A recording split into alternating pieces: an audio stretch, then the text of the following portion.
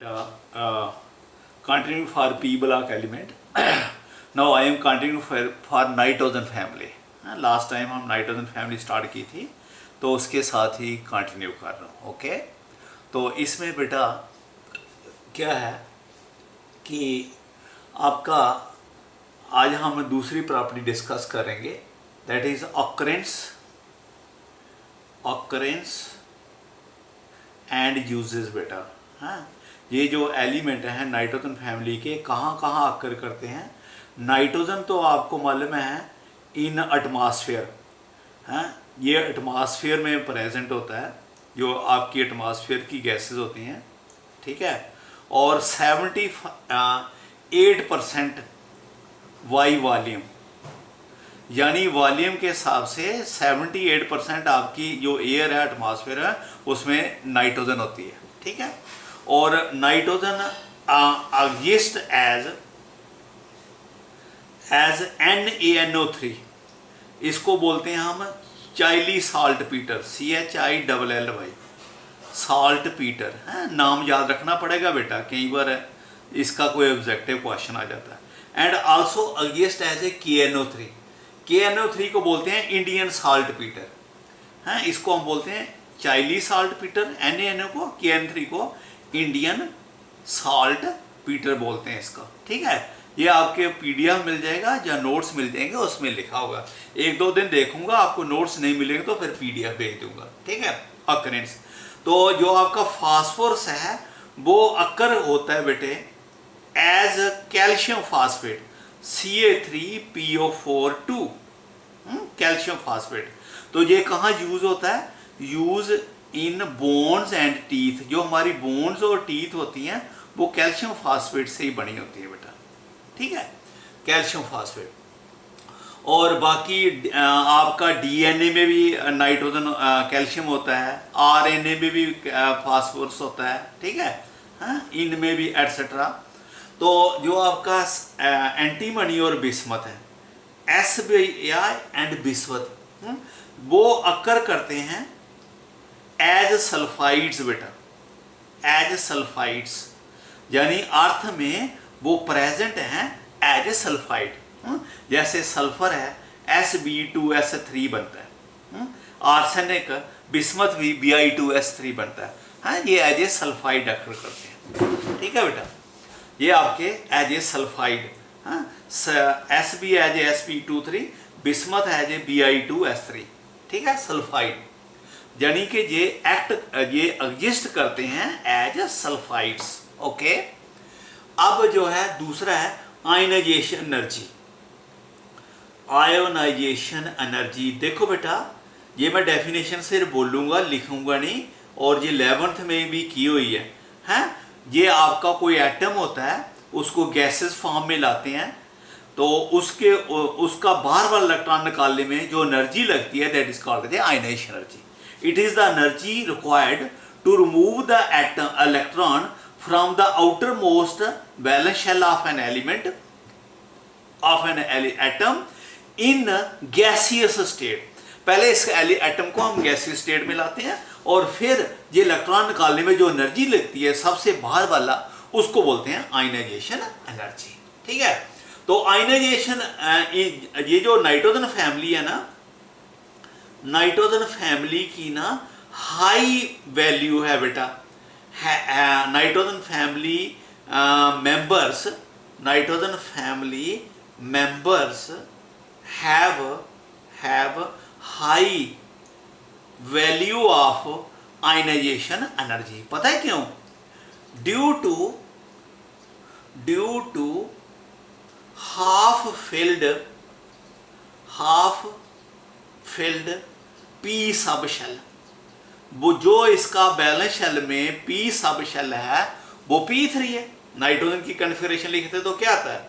2s2 2p3, ठीक है. ये P में कितने इलेक्ट्रॉन? 3, ठीक है. आपको मालूम होगा ना, ये जब ये P है, सपोज कोई भी हो, जब इसमें एक इलेक्ट्रॉन है तो उसको कहते हैं पार्शियल फिल्ड. 2 हो तभी पार्शियल फिल्ड, 3 हो तो हाफ फिल्ड. जब ये हाफ फिल्ड होते हैं ये स्टेबल होते हैं. अगर P4 हो जाए तभी पार्शियली फिल्ड हो जाता है, P5 हो जाए तभी partially, P6 completely filled, half filled भी स्टेबल होता है, कंप्लीटली फिल्ड भी स्टेबल होता है, इसलिए नाइट्रोजन का इलेक्ट्रॉन निकालना जो वो डिफिकल्ट है क्योंकि ये स्टेबल है। ठीक है बेटा, दिस इज आयनाइजेशन एनर्जी। और I value of IE ionisation energy decreases down the group बेटा। जब आप ऊपर से नीचे आते हैं ये ionisation energy in general decrease होती है। उसका रीजन है कि साइज लगातार क्या हो रहा है, इंक्रीज। ठीक है, तो इलेक्ट्रोनेगेटिविटी बेटा, ये इलेक्ट्रोनेगेटिविटी क्या होती है, व्हाट इज इलेक्ट्रोनेगेटिविटी? इलेक्ट्रोनेगेटिविटी ये होता है tendency of an element to attract the paired share electron towards the itself. ये हाइड्रोजन और फ्लोरीन के नाइट्रोजन के बीच में बॉन्ड बना हुआ है, तो पेयर्ड शेयर इलेक्ट्रॉन जो है नाइट्रोजन उसको अपनी ओर खींचता है, इसको बोलते हैं electronegative. Tendency of an element to attract the paired share electron towards itself is called as electronegativity. ठीक है, it decreases down the group, decreases down the group. जब आप ग्रुप में ऊपर से नीचे आते हैं तो ये बेटे इलेक्ट्रोनेगेटिविटी जो है वो डिक्रीज होती है, अब टर्म है electron affinity.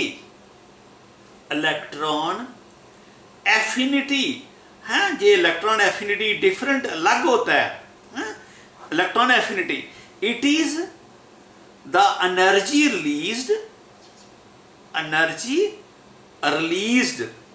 released when an electron is added to the valence shell of an element,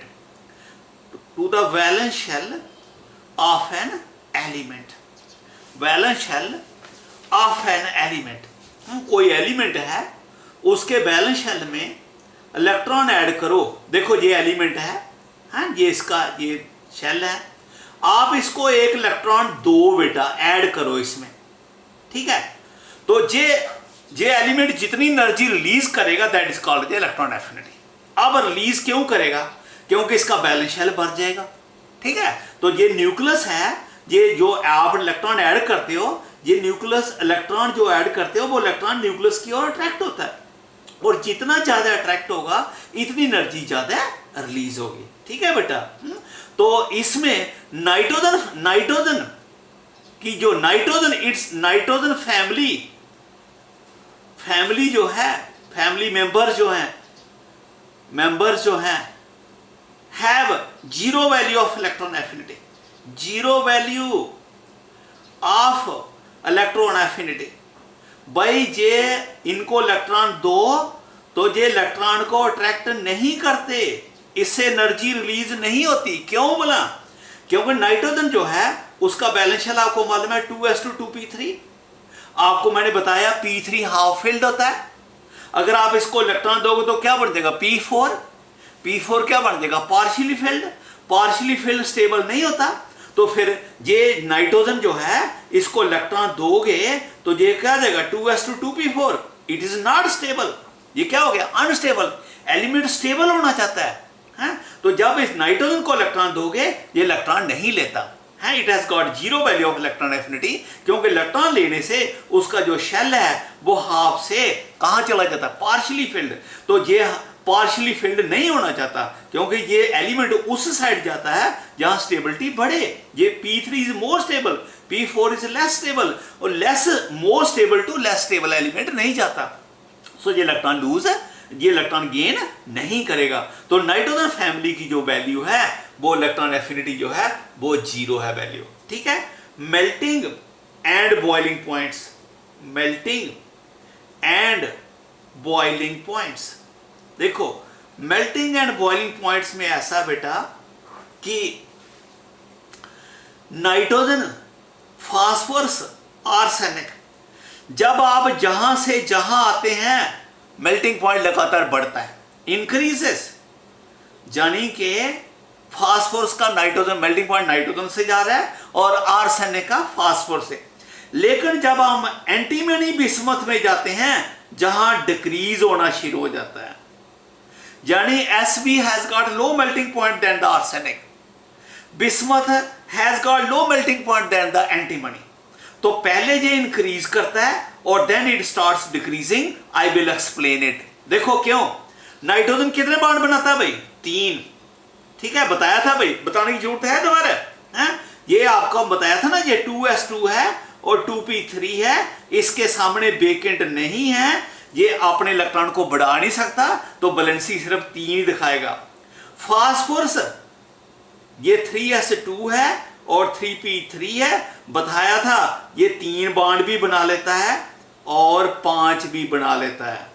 ठीक है, ये इलेक्ट्रॉन जहां, क्योंकि इसके सामने 3d खाली पड़ा हुआ है, इलेक्ट्रॉन जहां से जहां जा सकता है, अनपेड हो सकता है, तो ये जहां अनपेड इलेक्ट्रॉन हो सकते हैं, ये 3 भी हो सकता है और 5 भी हो सकता है। ये फास्फोरस को ऐसे लिखता हूं, ये 3s2 है ना बेटा, this is 3p3 and this is 3d0। ठीक है, s में 2 इलेक्ट्रॉन हैं, तो p में कितने हैं? 3 है, तो 3 अनपेड है, 3 बॉन्ड बनाएगा। d में कोई इलेक्ट्रॉन नहीं है, लेकिन ये वाला इलेक्ट्रॉन d में जा सकता है। टोटल कितने हो गए? 5। ये इलेक्ट्रॉन जहां से जहां चला गया, 5 हो गए, तो यू गॉट 5 अनपेड, 5 बॉन्ड बन गए, PCl5 ने बना लिए। ठीक है, तो इसलिए ये आपका एक्साइटेड स्टेट में हो गया, 5 बॉन्ड बना लेगा। ठीक है, तो ये वैलेंसी बढ़ा सकता है, तो नाइट ये भी बढ़ा सकता है, और आर्सेनिक ज्यादा आसानी से बढ़ाता है एज कंपेयर टू, इसलिए मेल्टिंग पॉइंट लगातार बढ़ रहा है। अभी फिर समझाता हूं। और फिर ये एंटीमनी और बिस्मथ बताया था, स्टाइलबीन और बिस्मथ जो है, इनकी टेंडेंसी हो जाती है किसके लिए? 3 बॉन्ड के लिए। क्यों? क्योंकि इनर्ट पेयर इफेक्ट बताया था ना कल, ये इनर्ट पेयर इफेक्ट की वजह से they prefer to form 3 bond than the 5, तो 3 बॉन्ड बना रहे हैं।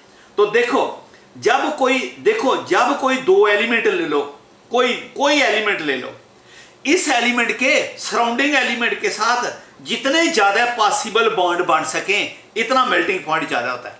नाइट्रोजन में कितने बन सकते हैं? 3, इसलिए मेल्टिंग पॉइंट कम है। फास्फोरस में 5 बन सकते हैं, मेल्टिंग पॉइंट बढ़ गया। आर्सेनिक में भी 5 बन सकते हैं, मेल्टिंग पॉइंट और बढ़ गया। लेकिन एंटीमनी बिस्मथ में इसके चांसेस 5 के कम हो गए, कितने हो गए? 3, तो इसलिए मेल्टिंग पॉइंट क्या हो गया? कम हो गया। यानी याद रखना जो बेसिक बात है, जब कोई एलिमेंट दूसरे एलिमेंट के साथ जितने ज्यादा बॉन्ड बना सकता है, उतना उसका मेल्टिंग पॉइंट ज्यादा होता है। अगर वो उसके साथ मेल्टिंग कम बॉन्ड बना रहा है, मेल्टिंग पॉइंट कम। अगर वो उसके चांसेस ज्यादा हैं, तो मेल्टिंग पॉइंट बढ़ गया। नाइट्रोजन 3 बॉन्ड बनाता है, मेल्टिंग पॉइंट कम। फास्फोरस 5 ही बना सकता है, मेल्टिंग पॉइंट बढ़ गया। आर्सेनिक ज्यादा आसानी से 5 बना सकता है, मेल्टिंग पॉइंट और बढ़ गया। लेकिन ये वाले जो हैं, ये 5 को बॉन्ड को नहीं बनाते हैं, ये 3 को बनाते हैं, इसलिए इनका मेल्टिंग पॉइंट क्या हो गया? कम। तो पहले nitrogen to arsenic melting point बढ़ता है और उसके बाद फिर क्या हो जाता है? डिक्रीज। ठीक है, दिस इज अब melting and boiling point. Metallic character बेटे, जर्नल क्या होता है, जब भी हम ग्रुप में ऊपर से नीचे आते हैं, जो मेटालिक करैक्टर है वो बेटे इंक्रीज करता है। हाँ, मेटालिक करैक्टर इंक्रीजेस। ठीक है, जो नाइट्रोजन है वो नॉन मेटल है, जो फास्फोरस है ये दोनों नॉन मेटल है। ठीक है, arsenic and sulphur, arsenic and antimony, they are metalloids बेटे, मेटलाइड्स। आपको मालूम है जिनमें करैक्टर मेटल का भी हो, और जो आपका बिस्मथ है दैट इज ए मेटल। तो ये इनका करैक्टर है। नाइट्रोजन फास्फोरस नॉन मेटल है, आर्सेनिक और स्टाइलबीन मेटलाइड है, और बिस्मथ जो है वो मेटल है। ठीक है, तो दिस इज नेक्स्ट बेटा, नेक्स्ट में करते हैं। ओके।